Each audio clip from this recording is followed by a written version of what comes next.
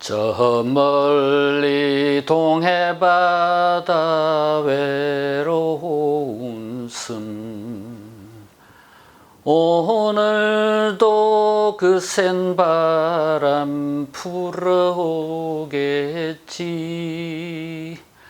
조그만 얼굴로 바람 맞으니 독도 약한 밤에 잘 잤느냐. 네, 오늘은 못 부르는 노래 한 자락으로 김병조 TV 문을 엽니다. 지금으로부터 36년 전인 1983년 10월 1일부터 12월 말까지 저는 독도 경비대원으로서 대한민국의 영토 독도를 지키고 있었습니다. 김병조 TV 이번 시간에는 독도 스페셜 1탄으로 독도 경비대원으로서 제가 직접 경험한 독도 생활을 소개하겠습니다.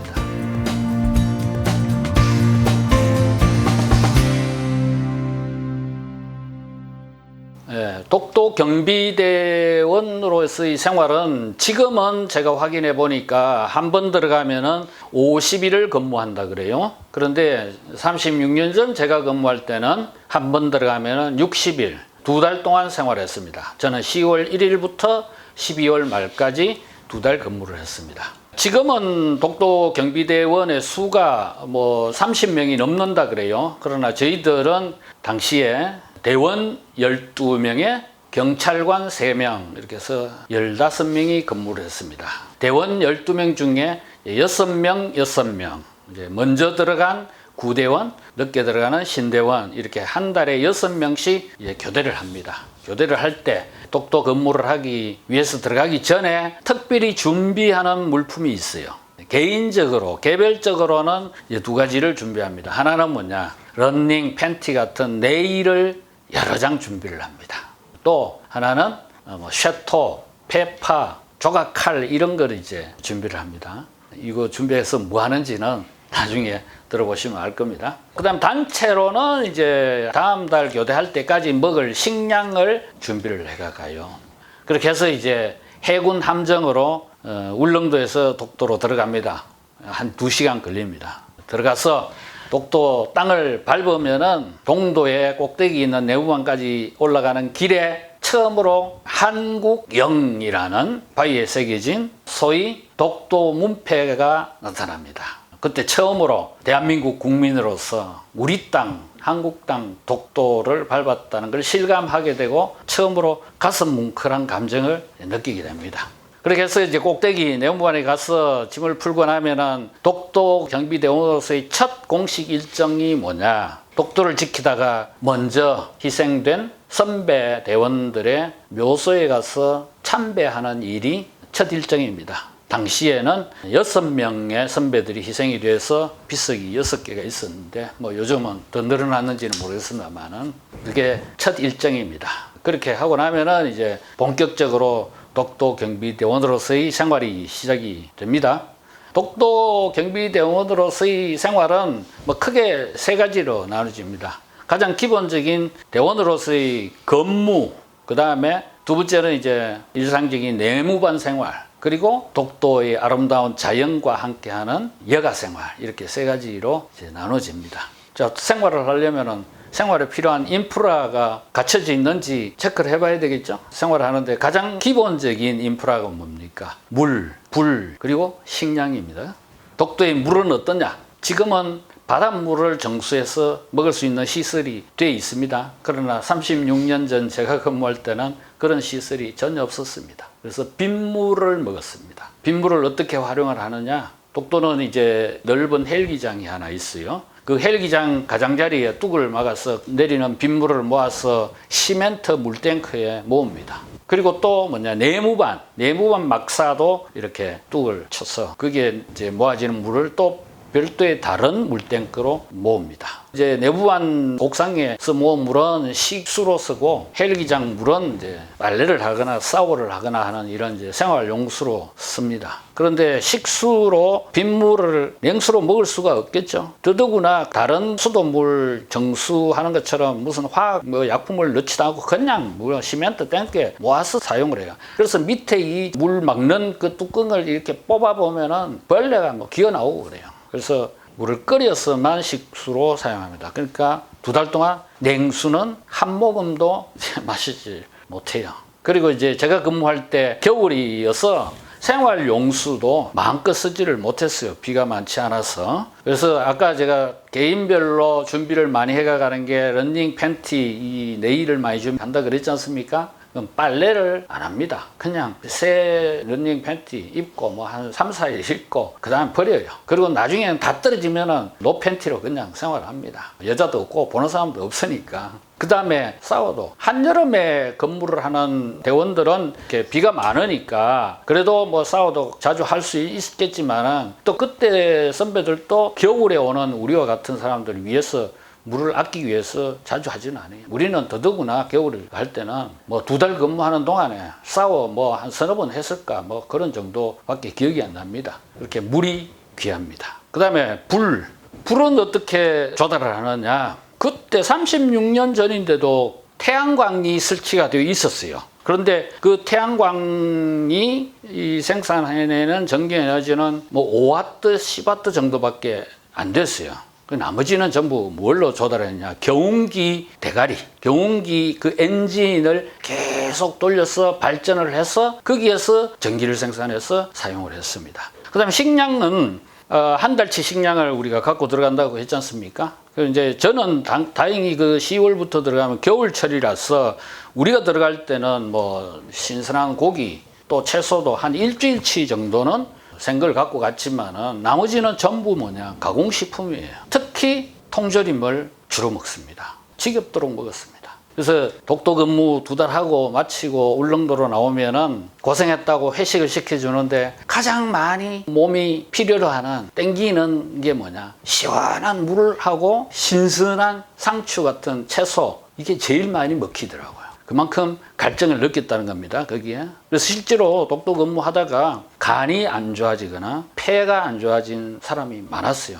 그래서 독도 근무를 2달만 시켰던 것도 의사가 진단해서 여기에는 사람이 2달 이상 생활하면은 건강에 해롭다 해서 2달만 시켰던 겁니다. 그것도 지금은 이제 많이 좋아져서 50일로 단축이 됐습니다. 그렇게 건강에 해로운 이유가 뭐냐면은 공기 자체가 전부 염분이에요. 그래서 아까 한 달치 식량을 갖고 간다 할 때 대한민국에서 유일하게 군인에게 정부 예산으로 술을 사주는 데가 독도밖에 없습니다. 한 달에 한 박스 정도 소주를 사줍니다. 그게 공기 자체가 전부 염분이기 때문에 알코올로 이 기도를 씻어내야 한다. 이런 논리로 술을 사줬다 했는데 그게 맞는지는 모르겠습니다만 어쨌든 실제로 술을 사줬습니다. 그렇게 해서 이제 독도 생활을 하는데, 자, 이제 독도 경비대원으로서의 가장 기본적인 생활은 경비 근무인데, 그 경비 근무는 누구를 상대로 경비 근무를 썼느냐? 일본을 상대로 경비 근무를 썼던 겁니다. 그래서 독도에는 포도 설치가 돼 있고 한데 전부 다 방향이 일본을 향해서 설치가 돼 있어요. 북한을 향해 설치되어 있는 게 아니고. 그래서 근무를 하다 보면은 실제로 일본 어선이 수시로 출몰을 합니다. 일본 어선은 전부 하얀색이에요. 그래서 딱 보면 알아요. 나타나면 방송으로 쫓아내고 공포탄도 쏘고 그렇게 했습니다. 일본이 그 독도를 그렇게 노리는 이유가 독도 주변이 그게 황금어장이에요. 그래서 옛날부터 그렇게 호시탐탐 노렸던 겁니다. 그러면 자, 독도 경비대는 북한을 상대로는 경비 근무를 안 하느냐? 평소에는 안 합니다. 그동안도 북한이 독도를 상대로 도발한 적도 없고, 그러나 제가 근무할 때 딱 한 번 비상 근무를 쓴 적이 있습니다. 1983년 12월 3일 날 부산 다대포 무장간첩 침투 사건이 있었는데, 그때 이놈들이 북한으로 올라가면서 기분 나쁘다고 억하심정으로 독도에 수류탄 던질까봐 걱정이 돼서 밤새 가면서 비상 근무를 쓴 적이 있습니다. 다행히 그런 일은 없었습니다. 예. 그렇게 이제 근무 서는 게 일상적인 일이고요. 밤낮으로 근무를 서는데 특히 이제 낮에는 등대 밑에서 이제 하루 종일 이렇게 교대로 대공 근무를 서는데 그 해군 초계기가 하루에 한 번씩 우리 독도 상공을 이렇게 순회를 해요. 순회하면서 우리 독도 경비대원들이 눈에 안 띈다 그러면은 눈에 띌 때까지 돌아요. 확인이 되면은 가고 그런 적이 있습니다. 그래서 이제 근무를 하는 시간 외에는 일상적으로 내무반 생활할 때 독서를 하거나 탁구도 치고 솔직히 말씀드리면 고스톱도 칩니다. 거기서 실력을 많이 키워가 나옵니다. 그리고 이제 독도의 자연과 함께 하는 시간은 주로 이제 바닷가에 내려가서 낚시를 하거나 이제 고기를 잡는 일을 하는데 낮에는 주로 어떤 식으로 고기를 잡냐면은 밑밥을 끼지 않은 낚시줄을 이렇게 해서 일렁일렁 하면은 고기가 걸려요. 워낙 맑은 바다라서 고기 돌아다니는 게 다 보여요. 이렇게 낚시를 하거나 또는 수경을 끼고 창을 들고 헤엄쳐서 이렇게 찍었어. 그야말로 원시적인 방법으로도 잡습니다. 그렇게 해서 바닷가에서 구워 먹기도 하고 이렇게 하는데 저녁에 밤에는 특별히 이제 고기를 어떻게 우리가 잡느냐면은 횃불을 한 10개를 만들어요. 횃불 10개 정도 만들어 갖고 앞에 한 10개 들고 쫙 지나가면은 바다 고기는 불빛을 보면은 다 저 밑에서 올라와요. 오징이 배들이 밤에 환하게 불 켜는 이유도 거기 있습니다. 횃불이 지나가고 나면은 밑에 바위에 있던 소라, 전복, 해삼 이런 게 바위를 타고 올라와요. 그러면 뒤따라가면서 마대 하나 들고 그냥 손으로 집어넣기만 하면 됩니다. 그렇게 잡아갖고는 밤 12시 돼갖고 뭐 회 쳐놓고 회식을 합니다. 이제 우리가 회식을 할 때는 서도 주민들이 위문 공연을 오기도 해요. 제가 근무할 때는 독도 민간인 1호 주민이었던 최종덕 씨가 어부로서 생활할 때인데 그때 이제 밑에 같이 일하는 남자 어부 3명인가 됐고 또 여자 해녀도 한 2명 계셨어요. 그래서 한 5-6명 그리고 그 최종덕 씨의 결혼 안 한 따님 한 분하고 이렇게 5-6명이 생활했는데 그분들이 이제 동도로 이렇게 먹을 것도 갖고 이게 옵니다. 그러면은 회식할 때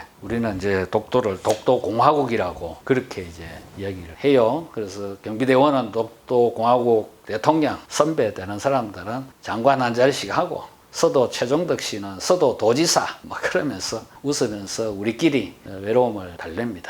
그때 그 최종덕 씨 따님이 최근에 제가 이래저래 연결이 돼서 전화 통화도 한번 했습니다. 알고 보니까 저보다 3살 어리더라고요. 그때 독도 사셨는데 가끔 경비대원들이 서도로 놀러 가는 경우가 있어요. 서도 방문의 목적이 주 목적이 뭐냐? 독도는 이제 화산암인데 특별히 그 서도의 화산석이 무늬가 굉장히 아름다웠어요. 그래서 우리가 화산석 캐로 이제 서도를 갑니다. 가면은 최종덕 씨 따님이 아버지가 애써 잡아놓은 전복, 소라 이런 거 우리한테 막 갖다 주고 그랬던 기억이 납니다. 그렇게 해서 이제 우리가 서도에서 화산석을 캐와서 그걸 갖고 뭐 하느냐? 조각 작품을 만들어요. 아까 개인 준비물 중에 셔터, 사포, 페이퍼라고 까칠까칠한 거 그거 갖고 그 캐온 돌 가지고 밤새 그걸 이제 다듬어요. 석공이 되는 겁니다. 그렇게 해서 조각 작품, 돌 조각 작품을 만들어서 어떤 사람은 뭐 하트도 만들고 어떤 사람은 양주잔도 만들고 저는 잿더리 하나 만들어 나왔습니다만 그래 나와갖고 선물 타고 그렇게 했습니다. 독도는 이제 서도에 아까 말씀드린 대로 이제 그 최종덕 씨 따님과 또 해녀 2분이 있었지만은 뭐 그건 우리가 가끔 한 달에 한 번 정도 볼까 말까 한 거고 동도에는 여자가 없지 않습니까? 그래서 여자 목소리 듣는 것조차 힘들어요. 심지어는 육지에서 보내온 여자친구 애인의 편지도 울릉도 경찰서의 후배가 전화로 연애편지를 읽어주고 그랬습니다. 위문 편지도 한 달에 한 번 교대할 때 그때 몰아서 이렇게 보고 그랬으니까요. 라디오에서 들리는 뭐 여자 목소리 그거 말고 진짜 생생한 여자 목소리 듣고 싶어서 경상북도 경찰청 교환 누나들 목소리 들으려고 경비 전화를 합니다. 하면은 그 누나들은 우리 같은 경상도 누나라서 우리가 장난친 줄 알고 이놈의 정내기 장난칠래 그리고 뭐 야단식에 재미가 없어요. 그러면 이제 치안본부 교환 누나한테 전화를 합니다. 우리가 그때 소속이 치안본부였거든요. 지금의 경찰청. 전화하면은 그 교환 누나들은 우리가 고생하는 줄 알고 농담도 받아주고 그랬던 기억이 납니다. 예, 김병조 TV 독도 스페셜, 오늘은 제가 직접 경비대원으로서 경험했던 독도 생활을 소개했습니다. 다음 2탄에서는 독도의 자연에 대해서 소개를 하겠습니다. 독도는 뭐가 많고 뭐가 유명하고 또 뭐가 없는지 그런 거에 대해서 소개를 하겠습니다. 2탄도 많이 기대해 주시기 바랍니다.